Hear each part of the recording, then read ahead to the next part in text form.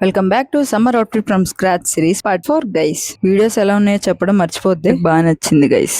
చీర అయినా కుట్టుకుంటా, డ్రెస్ అయినా వేసుకుంటా, ఏదో ఒక షార్ట్ లో వస్తాం. ఈ శారీ ప్రైస్ వచ్చేసి జస్ట్ 150 రూపీస్ మాత్రమే ఉంది. బోర్డర్ మాత్రం లైట్ గా రఫ్ అయి ఉంది, కొంచెం డామేజ్డ్ గా, అందుకని చాలా తక్కువ ప్రైస్ కే పెట్టారు. నాకు ఎందుకు పనికిరాని చీరల్ని కూడా పనికొచ్చే బట్టలుగా మార్చే నేను ఇంత మంచి క్లాత్ ని నేను యూజ్ చేయాలని అని చెప్పేసి నా ప్యాషన్ ఆఫ్ లెన్సెస్ తో చూసాను. నేను ఆ ఫ్యాబ్రిక్ ఒకటే తీసుకున్నాను. ఆ చెల్లి అయితే యూనిఫామ్ కావాల్సిన క్లాత్ అయితే తీసుకుంది. ఆఫ్టర్ దన్ మేము బయటకి అయితే వెళ్ళిపోయాము.